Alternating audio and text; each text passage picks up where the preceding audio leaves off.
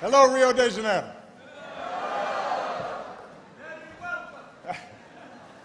Alô, cidade maravilhosa.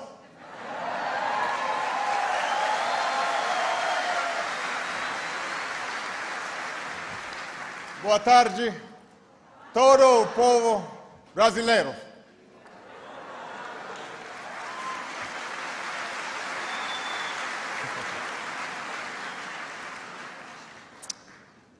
Since the moment we arrived, the people of this nation have graciously shown my family the warmth and generosity of the Brazilian spirit.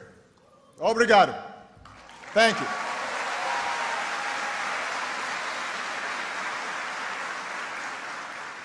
And I want to give a special thanks for you, to all of you for being here, because I've been told that there's a Basco football game coming, Botafogo.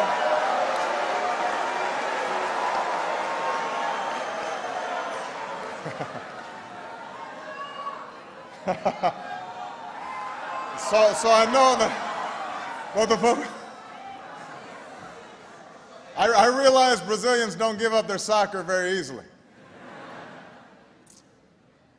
Now, one of my earliest impressions of Brazil was a movie I saw with my mother as a very young child, a movie called Black Orpheus.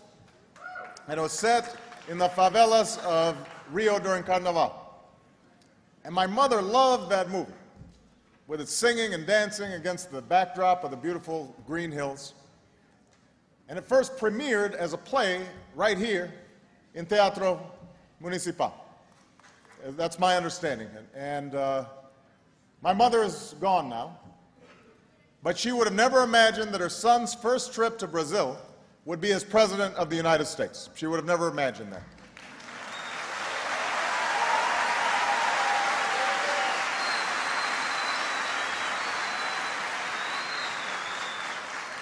And I never imagined that this country would be even more beautiful than it was in the movie. You are, as Zorze Benzor sang, a tropical country blessed by God and beautiful by nature.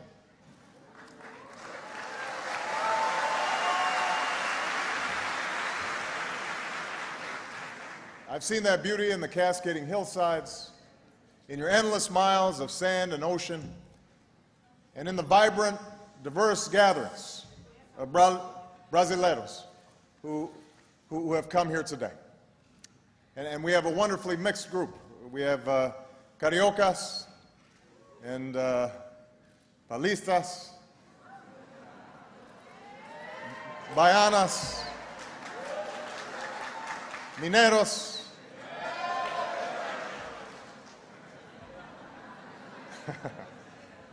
we've got men and women from the cities to the interior, and so many young people here who are the great future of this great nation. You know, yesterday I met with your wonderful new president, Dilma Rousseff, and talked about how we can strengthen the partnership between our governments. But today I want to speak directly to the Brazilian people about how we can strengthen the friendship between our nations. I've come here to share some ideas because I want to speak of the values that we share, the hopes that we have in common, and the difference that we can make together.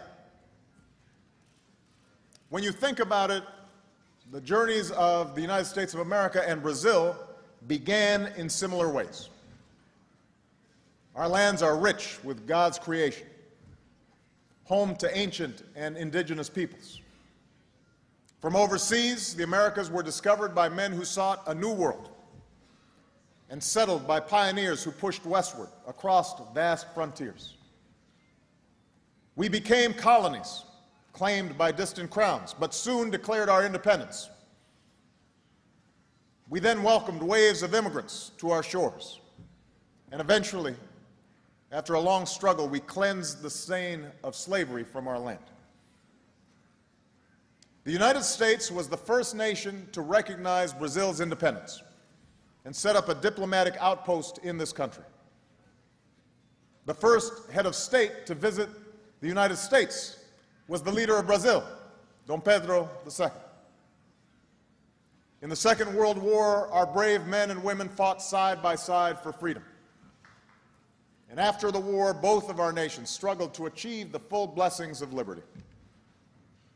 On the streets of the United States, men and women marched and bled, and some died, so that every citizen could enjoy the same freedoms and opportunities, no matter what you look like, no matter where you came from. In Brazil, you fought against 2 decades of dictatorships for the same right to be heard, the right to be free from fear, free from want. And yet, for years, democracy and development were slow to take hold, and millions suffered as a result. But I come here today because those days have passed. Brazil today is a flourishing democracy, a place where people are free to speak their mind and choose their leaders, where a poor kid from Pernambuco can rise from the floors of a copper factory to the highest office in Brazil. And over the last decade, the progress made by the Brazilian people has inspired the world. More than half of this nation is now considered middle class. Millions have been lifted from poverty. For the first time, hope is returning to places where fear had long prevailed. I saw this today when I visited Cidade de Deus, the city of God.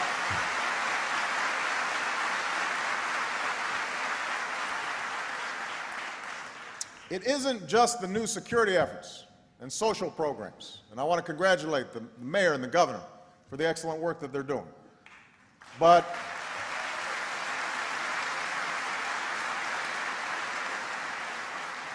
it's also a change in attitudes. As one young resident said, people have to look at favelas not with pity, but as a source of presidents and lawyers and doctors, artists, and people with solutions.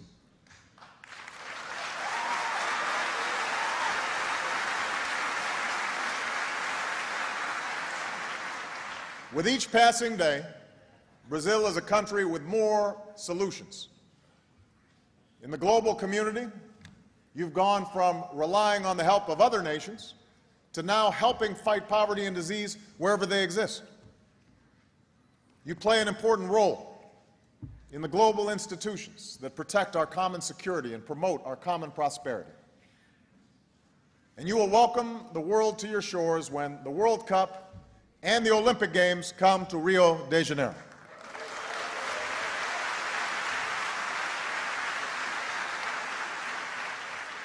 Now, you may be aware that this city was not my first choice for the Summer Olympics.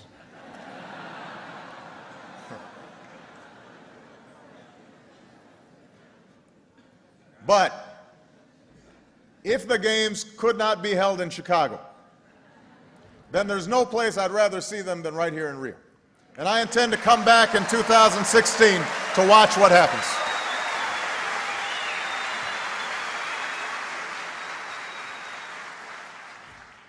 For so long, Brazil was a nation brimming with potential but held back by politics, both at home and abroad. For so long, you were called a country of the future, told to wait for a better day that was always just around the corner. Meus amigos, that day has finally come. And this is a country of the future no more. The people of Brazil should know that the future has arrived. It is here now. And it's time to seize it.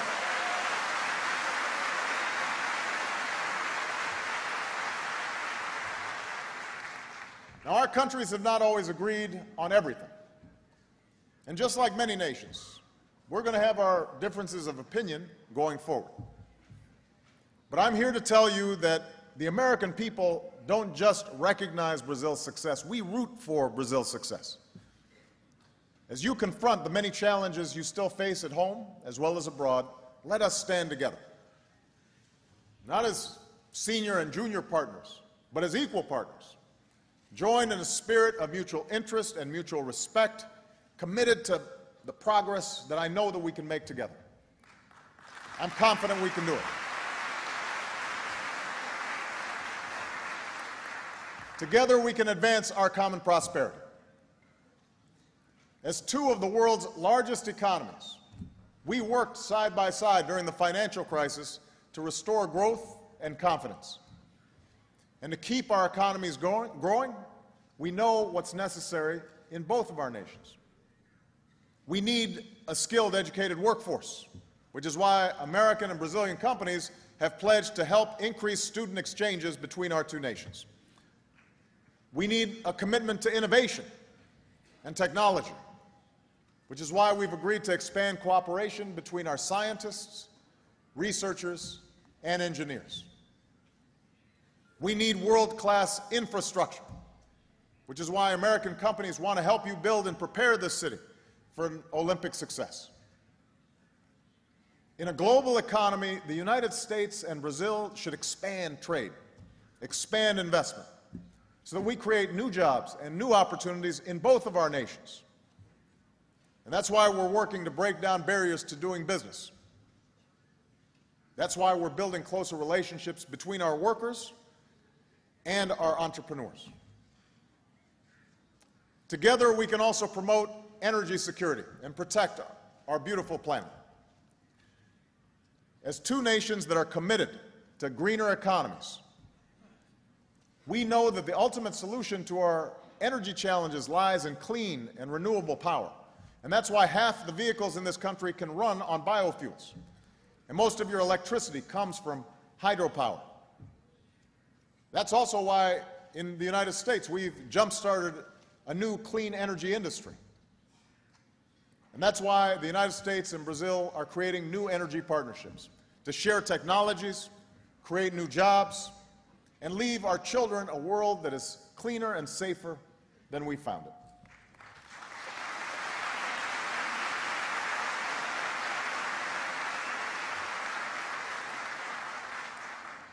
Together, our two nations can also help defend our citizens' security. We're working together to stop narco-trafficking that has destroyed too many lives in this hemisphere. We seek the goal of a world without nuclear weapons. We're working together to enhance nuclear security across our hemisphere.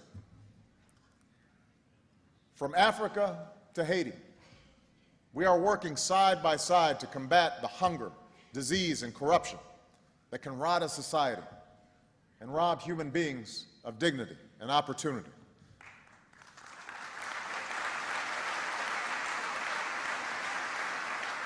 And as two countries that have been greatly enriched by our African heritage, it's absolutely vital that we are working with the continent of Africa to help lift it up. That is something that we should be committed to doing together.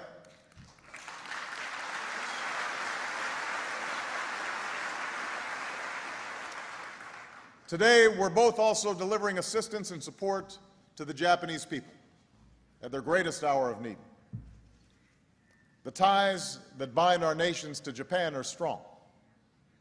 In Brazil, you are home to the largest Japanese population outside of Japan. In the United States, we forged an alliance of more than 60 years. The people of Japan are some of our closest friends, and we will pray with them and stand with them and rebuild with them until this crisis has passed.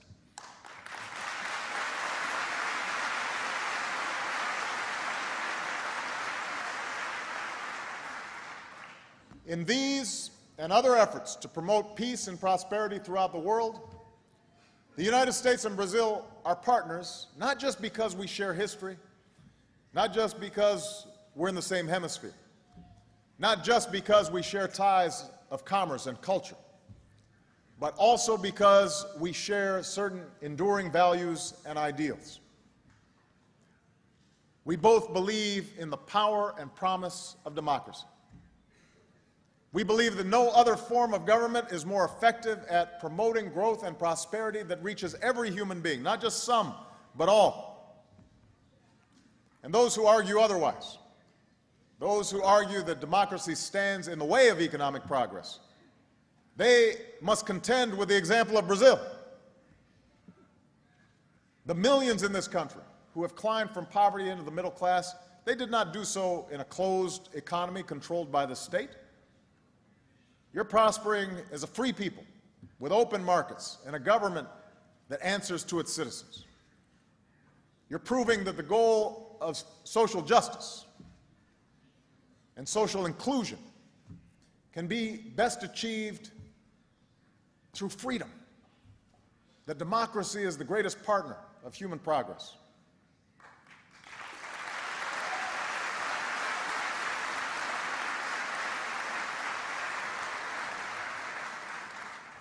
We also believe that in nations as big and diverse as ours, shaped by generations of immigrants from every race and faith and background, democracy offers the best hope that every citizen is treated with dignity and respect, and that we can resolve our differences peacefully, that we find strength in our diversity.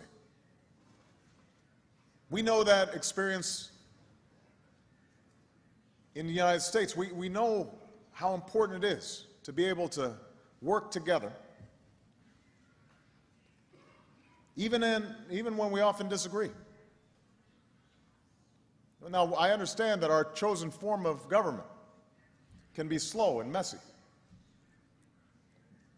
We understand that democracy must be constantly strengthened and perfected over time. We know that different nations take different paths to realize the promise of democracy. And we understand that no one nation should impose its will on another. But we also know that there are certain aspirations shared by every human being. We all seek to be free. We all seek to be heard. We all yearn to live without fear or discrimination. We all yearn to choose how we are governed. And we all want to shape our own destiny. These are not American ideals or Brazilian ideals. These are not Western ideals. These are universal rights, and we must support them everywhere.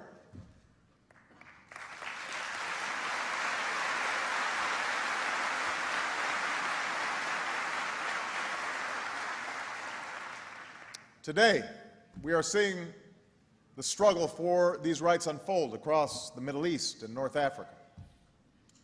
We've seen a revolution born out of a yearning for basic human dignity in Tunisia. We've seen peaceful protesters pour into Tahrir Square, men and women, young and old, Christian and Muslim. We've seen the people of Libya take a courageous stand against a regime determined to brutalize its own citizens.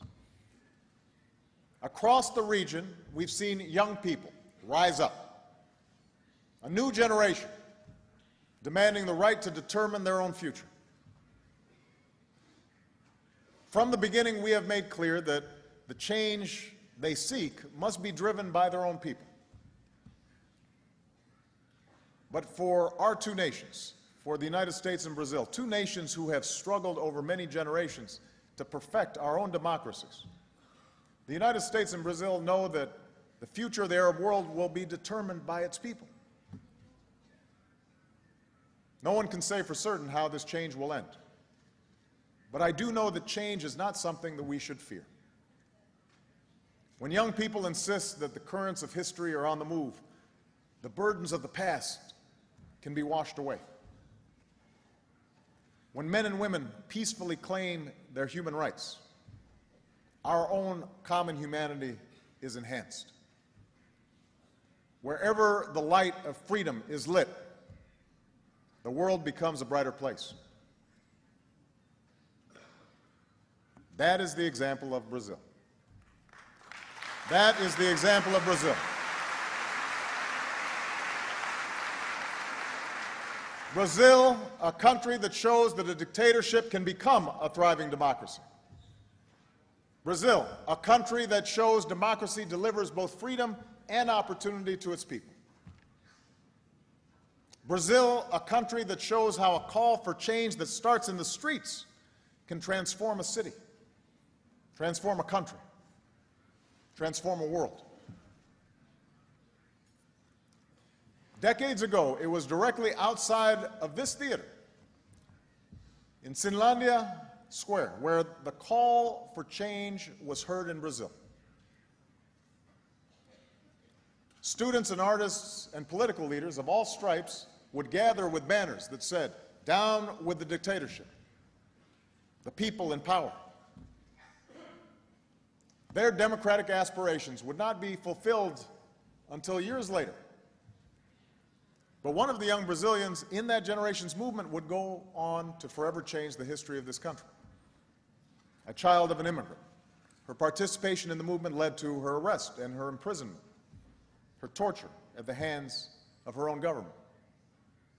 And so she knows what it's like to live without the most basic human rights that so many are fighting for today. But she also knows what it is to persevere. She knows what it is to overcome, because today that woman is your nation's president, Dilma Rousseff.